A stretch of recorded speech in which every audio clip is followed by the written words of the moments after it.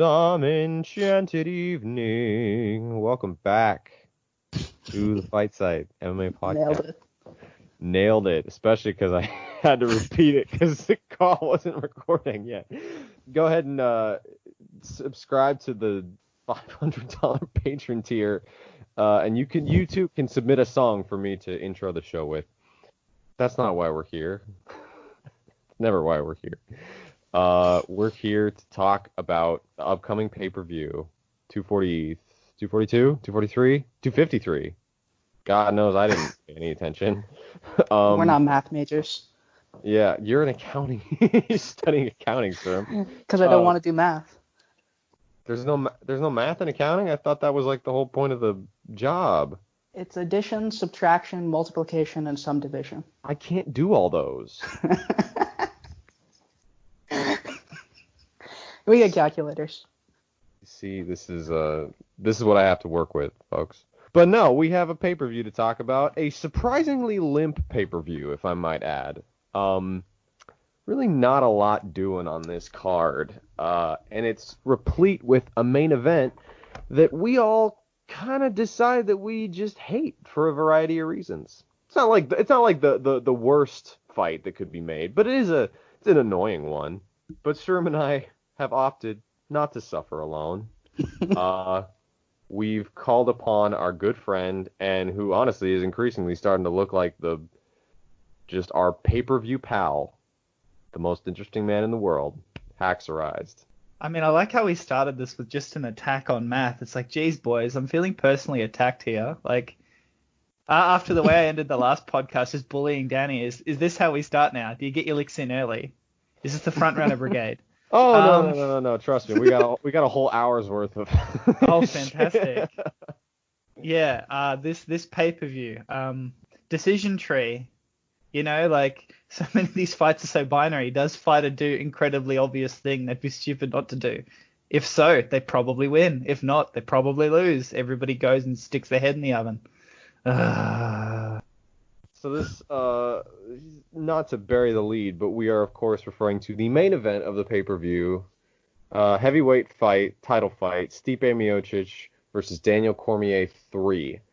Not to be an overly cynical person, which sometimes I am, and I am really trying to take this sport for what it is, you know, and not just breed negativity and not just bring a negative attitude into the fight site work environment. But I don't know about you guys, it really doesn't feel like there's a lot of interest in this fight, does it? Winner's gonna go on to get killed by Francis Ngannou, so I don't know whether it matters who really wins. Other than, you know, for those of us who really despise DC, and I think there are 3 of us on this podcast alone, it does matter that DC loses, but I don't know whether it matters who wins. So yeah, I'm not being cynical when I say Ngannou wins, because as we know from the last time Hax was on, he does love Ngannou, and you know that's something worth mentioning because Ngannou is heavyweight at its best and worst. But these guys kind of seem on their way out as is, and the fact that there's that specter kind of looming over the entire division kind of makes this whole thing seem pointless. I think the appeal of this fight, at least for me, is, I mean, I like our big Croatian firefighter boy, to be honest, but I think the appeal of this fight for me is more, how did we get here? How did we get to a fight that looks like this? How do we get to a fight where we're kind of asking ourselves, have either of these guys actually critically evaluated any of their weaknesses in like the last 2 years worth of fight material? How is this fight happening at the top of the division? How is this such a limited fight in terms of adaptation and preparation of camps? I think that's where this fight's interesting. The actual fight itself is probably going to be really, really ugly, and even supporters, I think, of both men are going to be very, very, like, you know, watching behind the hands over the eyes, like, oh God, I don't want to watch, but I should watch, but oh God. I think that's kind of where this fight sits for me. It's everything outside of the actual fight that's more interesting. I think that's a good place to start. God, how did we get here? Because it seems like It's like heavyweight stopped at UFC 220 for me. It's like Stipe beat Ngannou and was suddenly like, okay, something makes sense in this division. And then the first fight between DC and Stipe happened. Ngannou kept winning, well, after that Lewis fight. And then there was all the Rematch, controversy rematch. with the eye pokes. Yeah, people were demanding a rematch. Stipe eventually got it a year later, and then he won it. And I was like, okay, sweet, we're kind of closing the book on this. Great. No, there's a third fight we got to mine. From the read I can get, people just aren't that interested in this fight. Like, it's just not motivating anybody. Like, no one outside of DC seems to really want this fight. And because I absolutely detest Daniel Cormier as a human being and a fighter, I don't like seeing him get what he wants. So there's something in this that irks me. Yeah, I couldn't have said that better. It feels like the kind of UFC thing where like if there's a 1-1 pair, then you kind of have to run it back even though no one cares about it. And the second fight was probably more indicative than the first. And even with all this, it's just like you could look at dynamics all day, but at the end of the day, one they're both heavyweights, and two, one of them has been ridiculously prone to poking the other one in the eyes. So it's like from both an excitement perspective and from a analytical perspective, I'm not really sure how much any of what we say here is going to pan out, but you're paying us to try. So I think, I mean, I've had a couple of conversations with people who I must respect their hustle in the sense that they have really ground out analyzing this fight, like Dan from Tight Writing DA, and they will make very love you, Dan. coherent, very fair points. And my thought process is, oh God, I really want to respond to this with something substantive, but I'm like, but why though? Like, that's just been my attitude towards this fight, because I think like if we were to draw a long bow and talk about the narrative arc of Miocic's career, it is he got to the heavyweight title and we're all like, okay, well, I mean, he could beat Verdum, that could happen, and he comes out and he does some stuff that's like fucking masterclass for heavyweight adaptation and preparation. He needles him with the jab and the low kick, and then Verdum is like, I don't like this. I like being able to drown people with my activity. Comes forward and gets his head smashed off in front of like how many thousands of fans was it? And then he goes and he fights over him, and they have a fantastically ugly fight. And Miocic focuses on flurries and offensive work against the fence, and stuff happens, and they both do some good stuff until eventually Overeem falls over. And then against JDS, Miocic is like, oh, well, I can just walk you to the fence and clang you. And then, against Ngannou, he has an active jab, and he gets Ngannou fighting on a hair trigger and ties him and beats him up for 25 rounds. And we're all thinking, well, okay, Miocic occasionally does things that aren't terrible. Like his camp sits him down and is like, you need to do this and you need to do that, and it'll work well against this guy. And we're thinking, okay, and I think this was kind of the collective feeling on the chat. Regardless of how the fight goes, win or lose, whoever man gets the belt, Miocic is going to attack the body, right? Like, he's going to attack the body, right? Like, and then he doesn't for like 2 fights in 2 years and 5 rounds, and everybody just hates ourselves, and we never talk about the fight again. That's just been the whole narrative, like, of this entire thing for me. It's like, you're going to hit his body, right? And then you don't. And then we all cry and stop watching. That is sort of what's pervading this for me, is like, because I mean, I guess the place to start is we sort of have to talk about the second fight, which was, as we could all agree, was an ugly mess. It was an exciting mess. Like, it was a fun mess. Like, it was an active heavyweight fight, but it was bloody gross. And Stipe got very little done in the first round. Like, he just got taken down and kind of beaten up from top. And then DC kind of just went back to what he was doing last time. And I guess Stipe kind of reverted to his first game plan, which is just kind of knock him down. I mean, on rewatch, I was surprised that Stipe got confounded by DC's head movement early, far more so than he should have, which makes when he hit the body even funnier, because it's like, you could have done this like the whole time. Like, it's always there.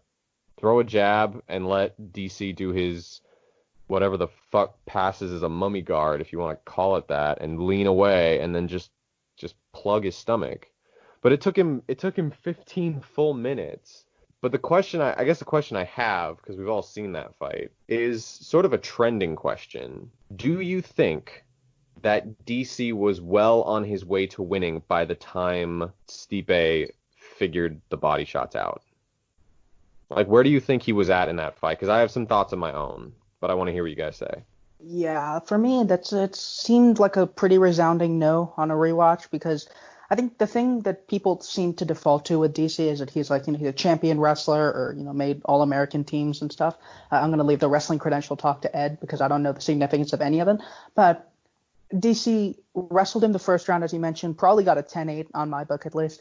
And you had people going, why doesn't he just do this the whole time? And then he started striking, he started winning the striking stage. But by round 3, it was getting a bit less annoying for Stipe to deal with it, I think.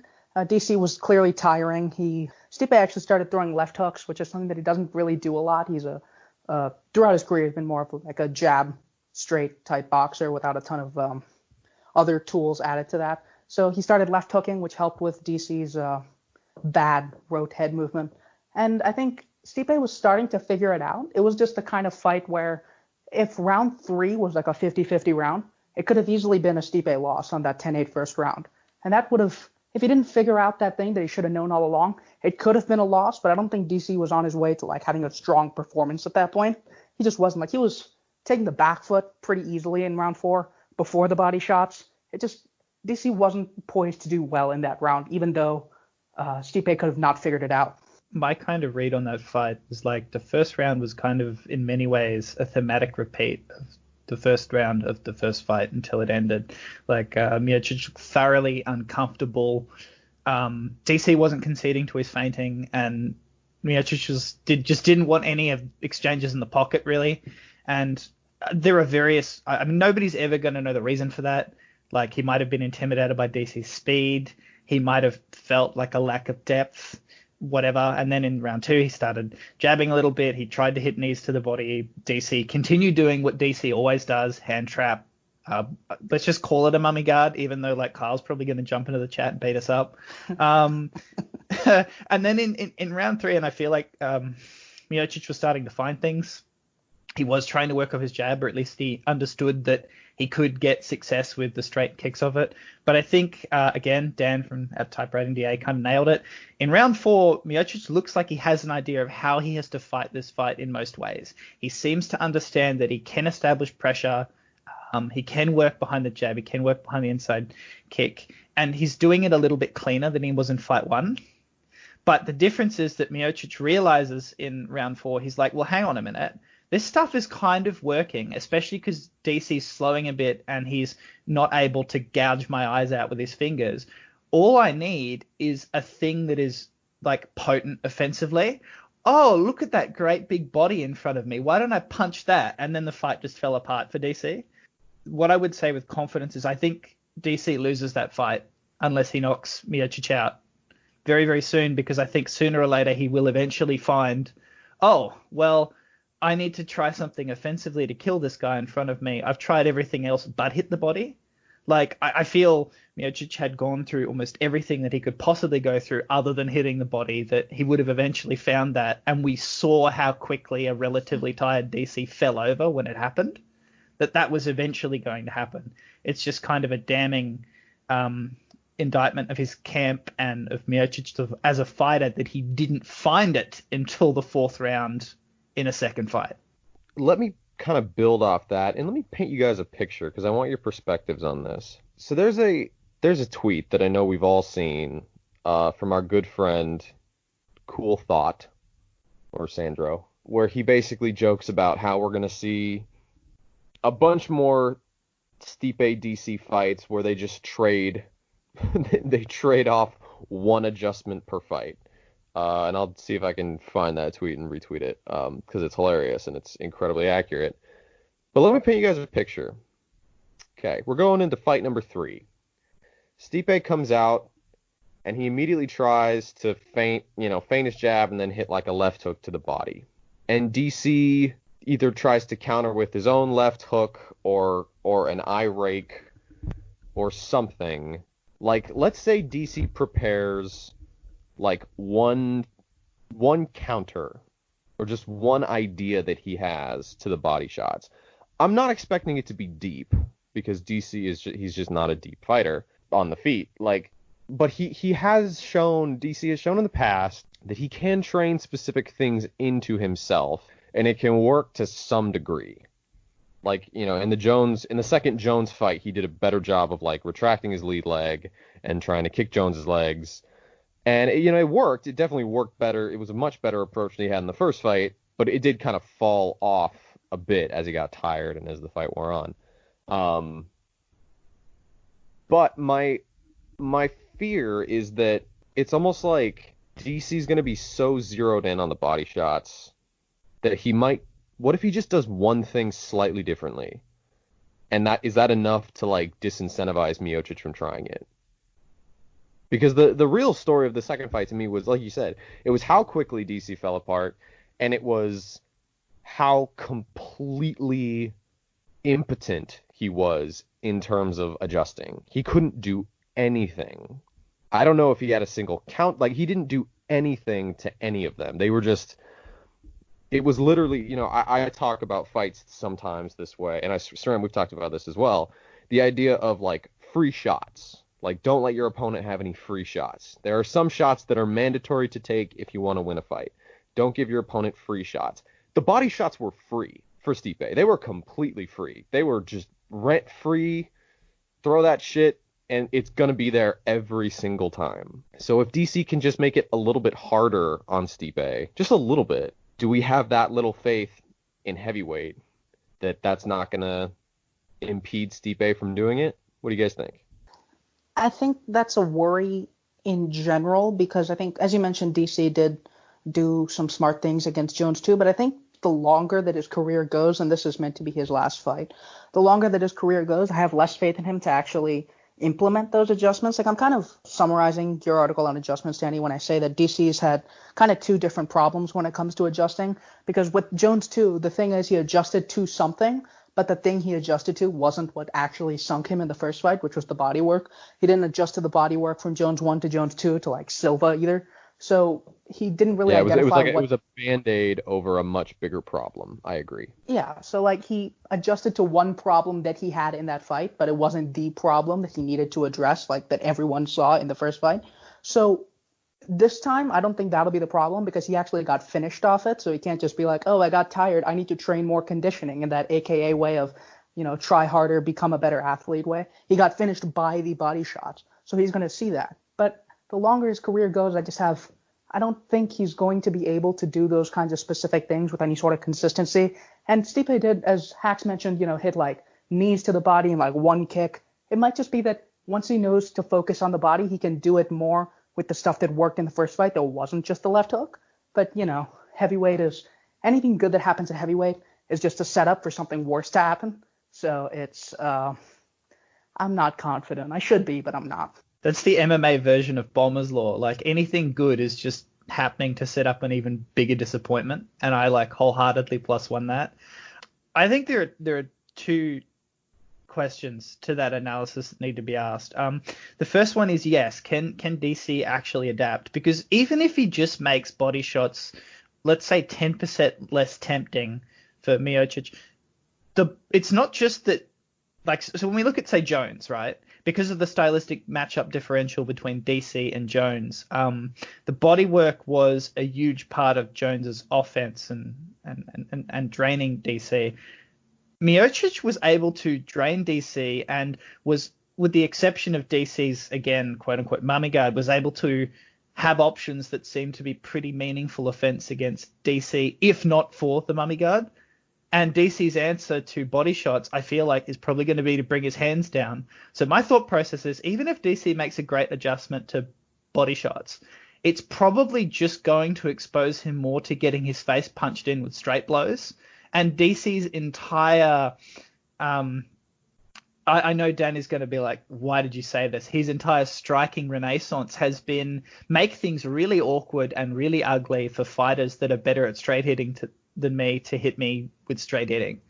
And so he comes into the fight against Miocic, and I'm thinking, based on what we know about DC, he's probably going to bring his hands down. He's probably going to make it easier to jab his head off.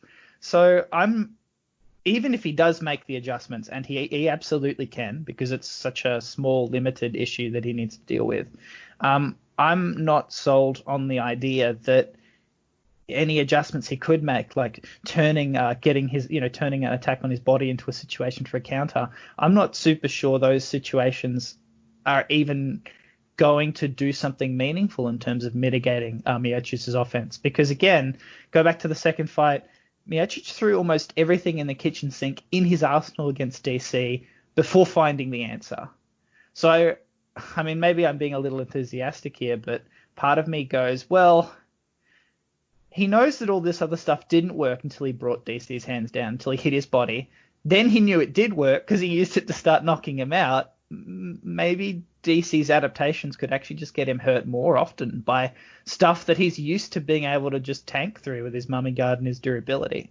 But, That's an interesting point. I hadn't considered it like that. Like, I mean, that is that is kind of the problem with, I have a lot of problems with DC, but one of the big problems with him is that he's exactly that kind of fighter. It's like the context that he's built for himself is inherently flawed, and he has a bunch of technical and, might I say, mechanical flaws that prevent him from, like, really making those adaptations stick, if you will. Like, he can, if he trains himself to pull his front leg back and kick a leg, he can do it.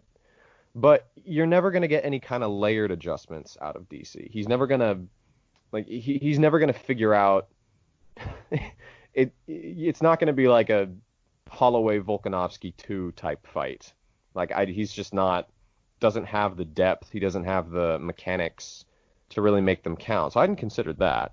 And I think it's kind of like, if you've got a level of self-awareness and introspection that, say, Max Holloway showed in the Volk fight too, I feel like if you had that and you looked at the fight, you'd realize the reason that DC was getting rolled by body shots isn't just because he's vulnerable to body shots. It's because he has a defense that is built almost entirely around one thing: hands up, block straight blows. You take that away with body shots. He puts his hands down. It's one of those very binary things. Like, DC's entire defensive approach can be taken apart by a double attack. It was taken apart by a double attack. It was taken apart by a double attack by a guy he'd beaten up over 20 minutes who had absolutely no answer to him at any point. Like, at some level, no matter how much you like DC, no matter how much you like heavyweight, whatever, you have to just go, that says something about his technical and, I suppose, his fight IQ limitations. It has to say something, because if it doesn't, then why the hell even study the fight game to begin with if it's that simple? Yeah, I mean, I think that's kind of the issue that we had with DC, like, throughout his career, especially, like, back to the Jones fights, is that we're starting to kind of see how Jones is limited in a way that DC was never really prepared to show, just in terms of, like, the skill set he had. But even if you look at the adaptations he made in the second fight, you're looking at someone who not only couldn't make the adjustments that he needed, but couldn't really see what the problem was. That's kind of the biggest issue with DC, and it's something that Danny's mentioned with AKA, is that they tend to just be work harder, try harder, do what I'm doing type of camp. And I don't think that's what's going to happen with Stipe, just because the flaw is just glaringly obvious. But even that could work against DC, because he's just not going to pay attention to anything else. He's a single-minded fighter, like, throughout his career. It's just that the thing that his mind has been on all this time tends to work. And if you just go, I'm going to block body shots, that's not Stipe's A game. And Stipe's A game is probably more dangerous than the body shots. So I feel like this fight is just going to sort of lead to analysis in circles, if you know what I mean. I think it's time to make picks. Hacks, what are you calling? Oh, God. Yeah, I mean, I think I have to pick Miocic at this point, just because I do not have, and I acknowledge that this is an incredibly flawed analytical approach, but I have no evidence whatsoever in any point of DC's career, at any point, that he has ever critically looked at his technical limitations with respect to what does his mummy guard offer, what does it have weaknesses for. DC's never shown any awareness of more than, oh, me put hands up, me get hit in body, now me put hands down. It's like he just doesn't have any awareness of the next step. Miocic has a lot of flaws too, but at the very least, after the fight, he was like, wow, I should have done body shots earlier. How did I not see that? Like he had some level of self-awareness about how badly he had screwed up.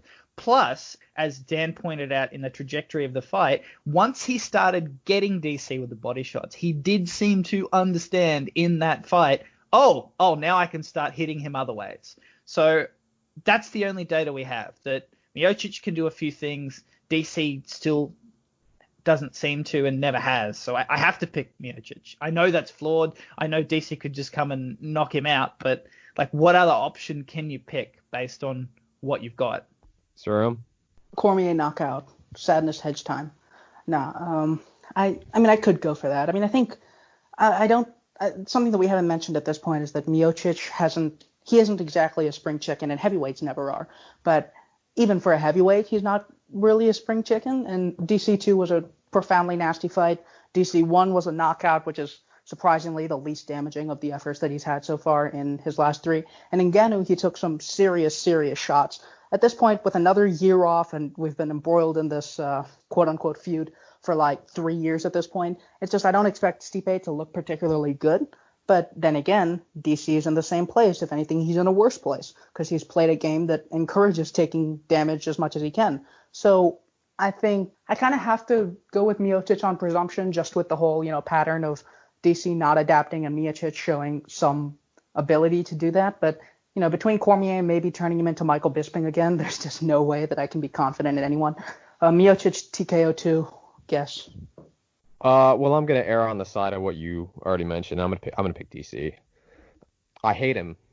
I really hate him. In case that wasn't clear, he is probably one of the most repulsive human beings on the planet, in the world, in my opinion. We're gonna get demonetized, aren't we? Worth it. I just have this sense in my head where, and maybe it's just the sport is wearing me out and I'm just past the point of being able to be optimistic, but I just have this vision in my head of like DC fights ugly, and the second fight was ugly. Like it was an ugly ass fight. And yeah, I'm 100% down for all the criticism in the world about DC as a fighter for, getting his fight for 3 rounds, exhausting himself in the process, and then getting figured out and swallowed whole in 2 minutes. I get it. But I just have this feeling that DC, as ugly a fighter as DC is, he might be better at winning ugly, if that makes sense.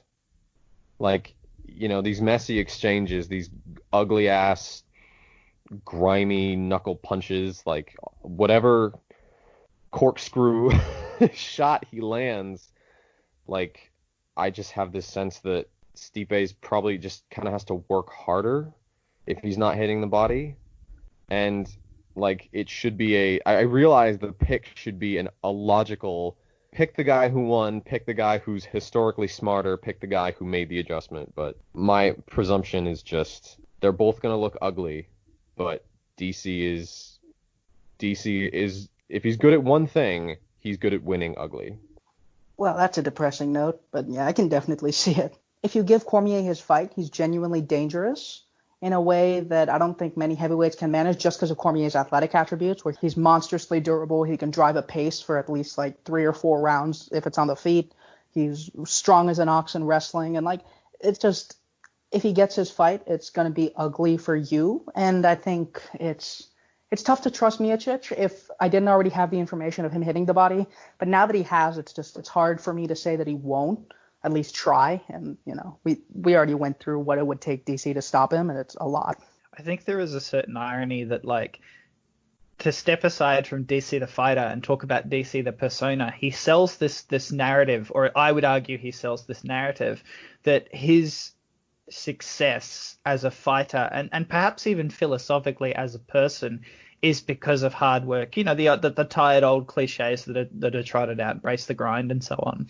I think there's a certain irony to the fact that DC had this unbeatable aura at heavyweight in the eyes of many people when he came up to heavyweight. And DC is an athletic giant. He is by heavyweight standards for sure. He probably is by many standards.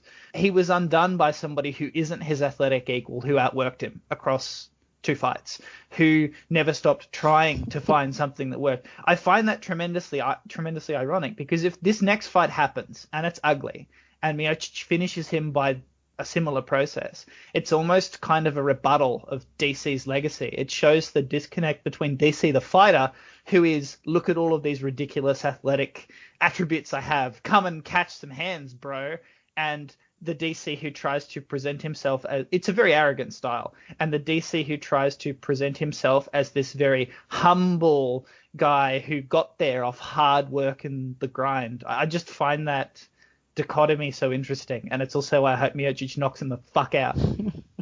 Yeah, I'm gonna co-sign all that. I mean, that's one of the reasons I've always hated DC. I felt like that's the thing I said to Vic on Twitter earlier this week. Like, when you are matched up against Jones and Rumble, a pregnant woman car crashing cokehead and a serial domestic abuser, anybody's gonna look like the good guy.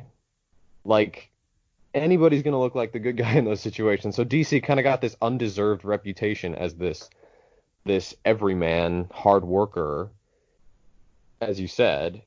And the fact of the matter is, he's a strident asshole. And he, like you said, it's a very arrogant style. He was never a fighter who took adjustment seriously.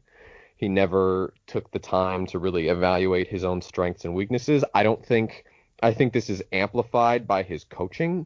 I think AKA, and especially Javier, does not strike me as a coach who is able to reconcile the issues in his fighters' games. Because if there's one thing, and if there's one cautionary point I'm making with my DC pick, and I am making it with trepidation, it's this. When AKA fighters lose, they tend to lose pretty badly. They tend to lose in a way in which an opponent keys in on something and just hammers away at that one thing until they are destroyed. This is what Verdum did against Kane. This is what Jones did against DC. This is what Stipe eventually did against DC. It's basically the same thing that happened to Rockhold eventually. It was in a slightly different way, but it was the same problem that people identified. When they lose, they tend to get really badly figured out. And it's not a gym that's ever really demonstrated an ability to improve those weaknesses. So I don't know. I don't think that I have not for a long time felt that DC is a particularly good fighter. I have my own complaints about his style, about his career, about him as a person. And I don't think there's a lot of reason to be confident in him. I'll say that up front, but yeah, I just have this gut sense that it's going to be ugly, it's going to be gross, but it's at least DC's kind of grimy fight, but maybe not. Sriram, parting thoughts? Yeah, I mean, I agree with all that. I think the thing about DC not being accustomed to overcoming adversity and just doing his thing is that he's in a division where he hasn't really had to. Because if you look at the guys that he's faced, aside from Jones, against whom he did not overcome that adversity, you have guys like Volkan Oezdemir and Gustafsson, against whom you can, DC could just try hard enough and it would work, just because what they did. For Volkan, it was just, breaking after a round in that case. For Gustafsson, it was just not being particularly good against someone who tries hard, aka just walks at him over and over. It's just trying hard works at light heavyweight and heavyweight to a point. And at this point, I think he's hit someone against whom it might not work as well. So I think that's kind of where I stand. If you look at the rest of AKA, I agree. The only one who I've seen make an effort to improve is Luke Rockhold. He went to Hoof to improve and then fell off physically right after. It's just not a camp that really benefits fighters in that way. So DC could win, but it won't be a different DC. It definitely won't. It'll be a DC who might have a trick, but it won't be a DC who we've never seen before. I have this horrible feeling it'll be a win that's what win by disappointment. I want them to both show up and be better fighters than ever before, but I think no matter who wins, we're going to be disappointed for at least one fighter's performance at the end of the fight. And I think that is the worst place you want to be for a title fight between two such accomplished fighters. Boy, the optimism is just pervasive today. We mined a lot more out of that segment than I thought we were going to. Fortunately for the audience, we're not really behind on time because the rest of the card is a little bit dumb. This is a really limp pay-per-view, and so I guess we can mention a few of these other ones. I guess the one other main one that we think is interesting is Sean O'Malley versus Marlon Vera. I almost said Brandon Vera. I'm like, that can't be right. Hax, what are you feeling about Sean O'Malley? Where do you stand? I think he's very much a fighter in progress, and I think the thing that kind of sticks out to me is a lot of people compare him to everybody's favorite, Irish Conco McGrongles.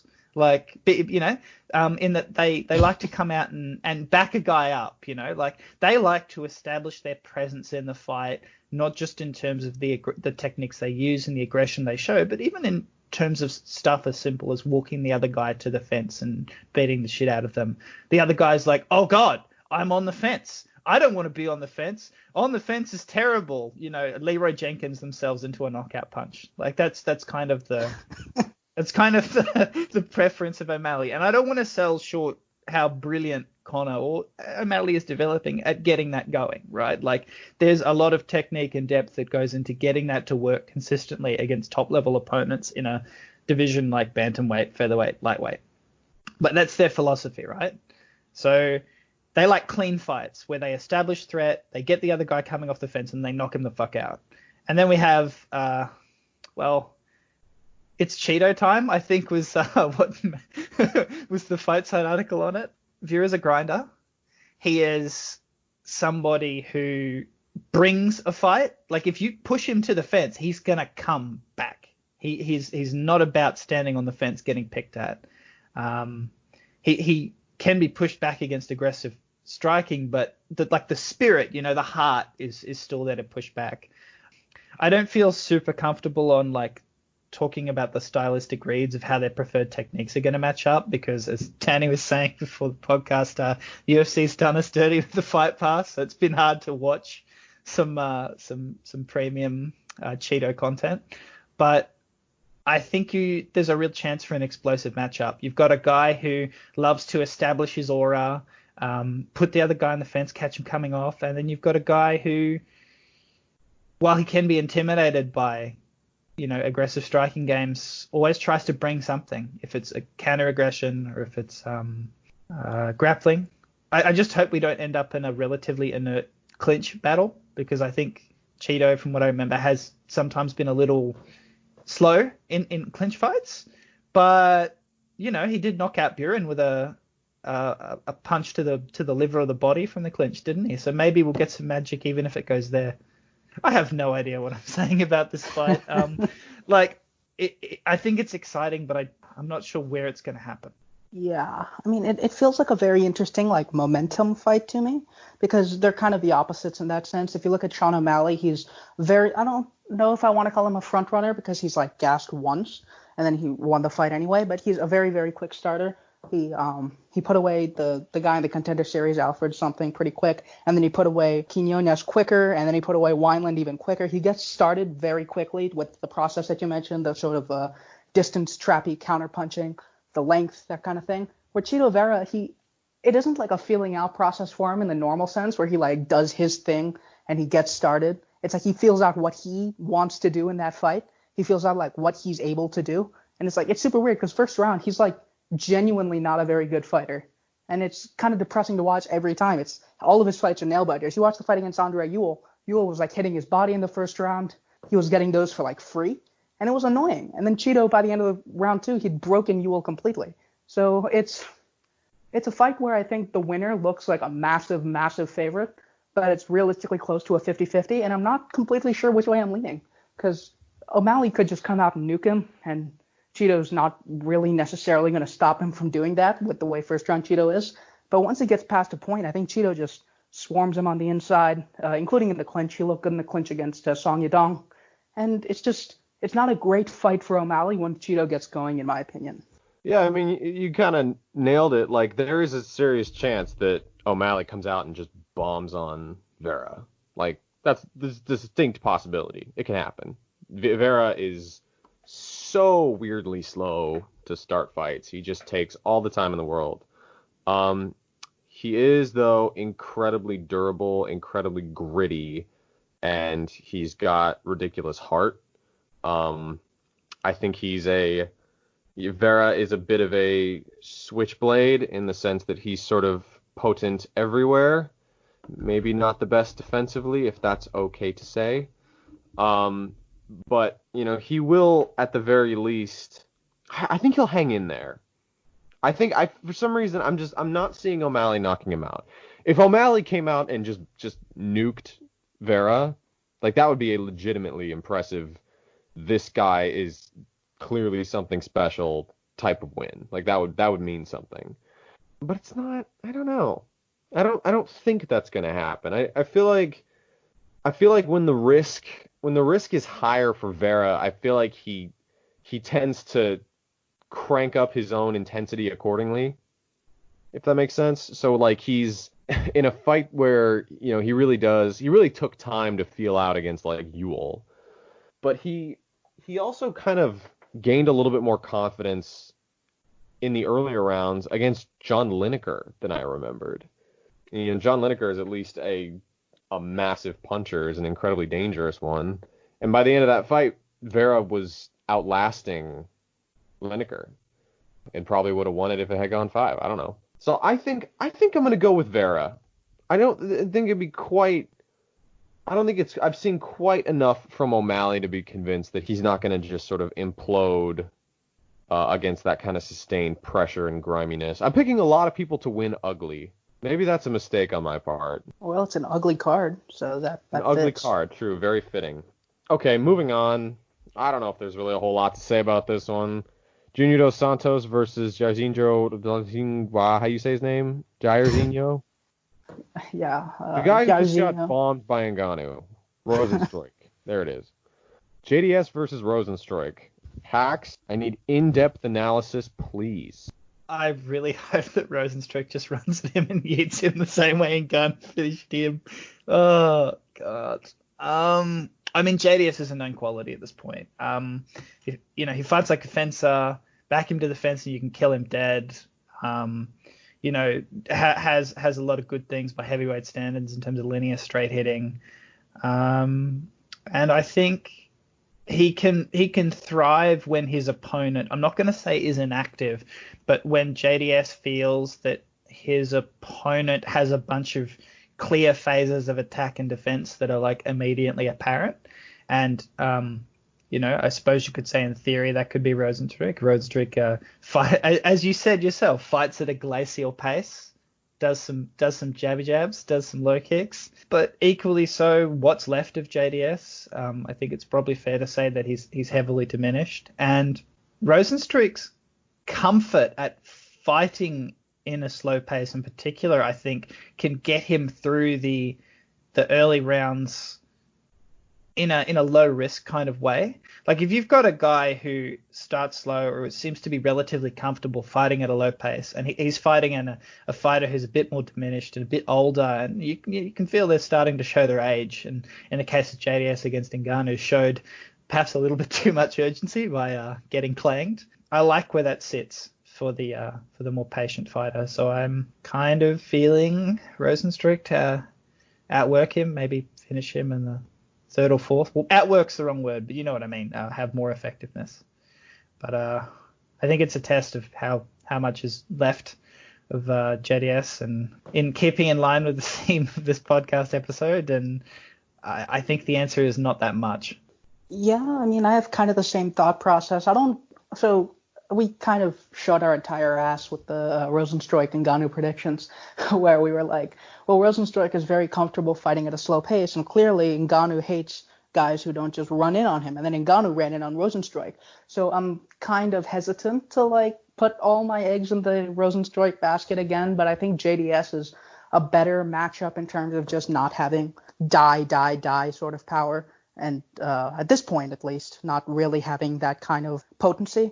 I think Rozenstruik does a lot of things that we would probably grow to appreciate from heavyweights if we paid more attention to. You can jab sometimes, you can check hook sometimes, you can counter kick pretty consistently. He even hits the body sometimes, which took Miocic like 17 whole minutes to figure out that was allowed. So he's competent. And I think if you look at the Arlovsky fight, where he came out hot against a veteran that he needed to break, like pushing him back hard, I think that's kind of the approach that he'd need here. I believe in a small cage, which is going to hurt JDS a lot because he's going to be against the fence before he even realizes that he's near the fence. He does that in a big cage, and he's going to do that in a small cage in half the time. So it's going to be a funny fight in terms of ring awareness for him. But I'm favoring Rozenstruik just on form. I think there's enough to favor Rozenstruik even against like prime JDS if he fights the right fight. Because like Tai Tuivasa gave JDS an annoying fight. And that fight's been forgotten because Tai Tuivasa's been forgotten, and for good reason. But that's not a good sign. So if Rozenstruik comes out hot, I think he should get it done. I think, as Hax said, JDS is a known quantity, but as he's gotten older and as we've seen some of his recent performances, I no longer have a lot of faith in JDS to even win his own kind of fight. Like, that was the thing, is we could look at Blagoy Ivanov, we could look at Tai Tuivasa, and we could look at Derek Lewis and say they're all fat, stumpy heavyweights. Some of them are pretty strong, but they're not notable pressure fighters, and they're not like big clinch threats. They're not really going to be able to close them down that easily. So JDS is probably going to get his fight. He's probably going to jab, right hand, and just kind of do his change up from mid-range, and he's going to win because that is that is the JDS type of fight, and if he gets his fight, he usually wins it. You get to a certain point in a declining fighter's career where you start thinking, have you declined past the point of winning the fights that seem like good matchups? Like, Ngannou seemed like an okay one for prime JDS, but like, in the places they are now, I don't think a lot of people were picking him to win it. Against Curtis Blades, like, Curtis Blades is a bit more resemblant. Is that a word? Resemblant? He is more resemblanting of a fighter who would trouble JDS. So I'm just thinking, like, has JDS passed that point where, like, it's no longer a game of there's a certain matchup, you pick him, there's a certain matchup you don't. I'm kind of getting to the point where I just think most of the time you don't. I don't think Rozenstruik is all that, but he's at least got a functional leg kick from range. He could probably jab with JDS. He's a southpaw, I believe, and he's probably just gonna fence for a little bit, and Rozenstruik might just ding him with something, and that's it. I don't really have a lot of faith in JDS to do much anymore. I mean, you'd have to really kind of wind down the heavyweight ladder for me to find someone I'd really strongly, confidently favor him over. It's kind of, I feel like the window's kind of closed. I think the thing about the Blades fight is that Blades didn't fight like a nightmare for JDS, because if you remember that fight, it was Blades not really having an idea on how to enter on takedowns against JDS and kind of just jab straighting him anyway. So I think like a boxing Curtis Blades is not a matchup that JDS should be losing. So I think that kind of substantiates what you're saying. I also think just Rozenstruik, yes, you can critique many things in the Overeem fight, but he did show that he's quite comfortable fighting 5 rounds, losing, waiting to set up his opportunity. He doesn't seem like the sort of person who's going to be like, oh no, JDS has been hitting me more than I've been hitting him for 2 rounds. Better spaz out and throw the fight. I think he can manufacture a winning situation over 5 rounds against the JDS. And I mean, he has proven he can do it against somebody that's probably less diminished in terms of the threat they offer in the Overeem fight. So maybe that's useful. God damn, how is Overeem less diminished than JDS? Like, I'm hearing that, and the thing, you might be right about that. It's timeless. God damn, it's weird. It is weird. Heavyweight chins are weird. Okay. I don't really have a lot more else I think we need to cover. Are there any other fights that you guys feel are relevant to discuss before we call it an episode? Do we want to talk about last weekend? Oh, I Beneil mean, Dariush, your oh favorite yeah. guy, your favorite I, fighter. Talk about it. at this point, definitely. I mean, I think Dodson Dvalishvili isn't a bad fight, but I'm not sure there's a ton to say about Dvalishvili that hasn't been, and Dodson for that matter.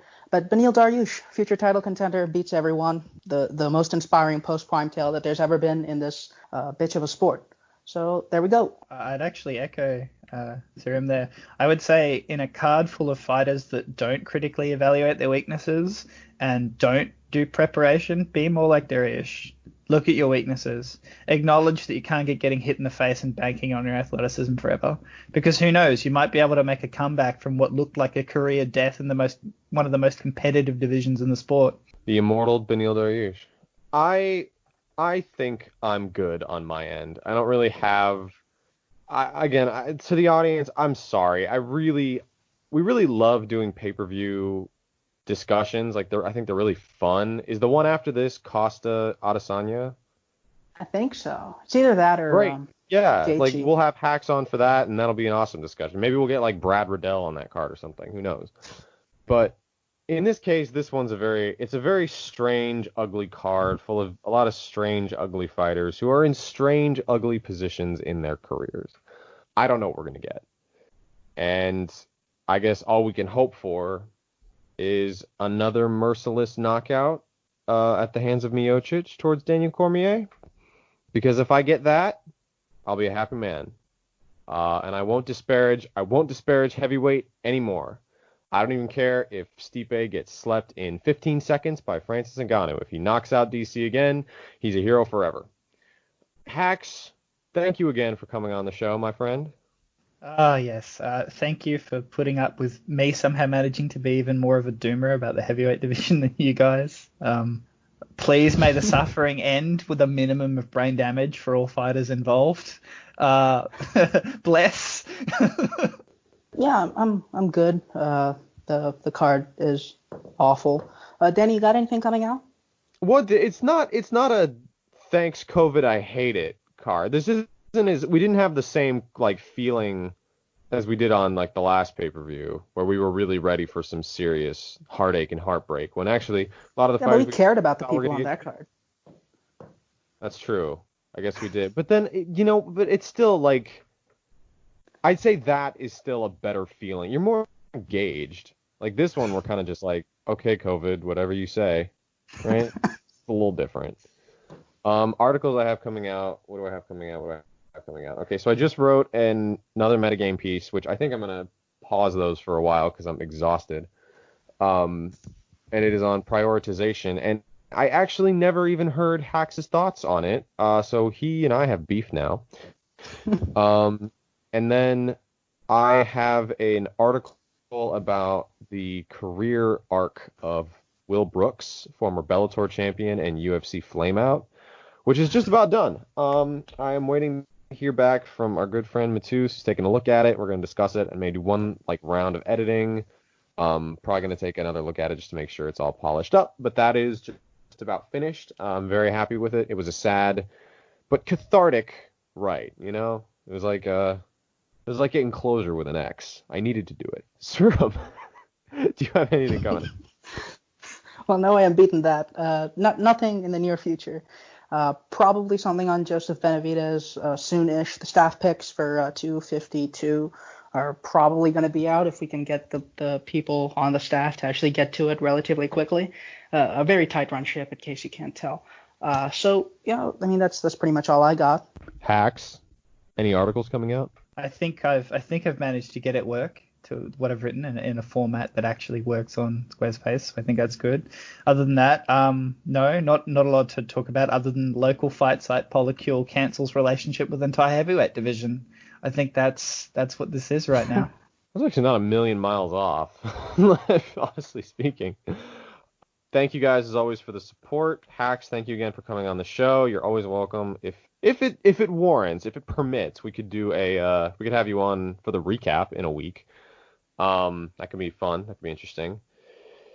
Again, check out the fight site. Check out all of our articles. You can find Sriram on Twitter at SriramMSays. You can find me on Twitter at DMarty77. You can find Haxxorized on Twitter at Haxxorized, Haxxorized. On the fight site, if you scroll down, there is a link to Hyperfly. Hyperfly is all your jiu-jitsu and gi needs. If you click the banner at the very bottom, the Hyperfly button, do they get a discount or do we get a profit? I don't remember. But do that We get because a it profit, helps I think. someone somewhere. And the rest of you guys, thank you so much for your support. Listen to the DC Hatecast on the Fight Side Patreon and stay safe.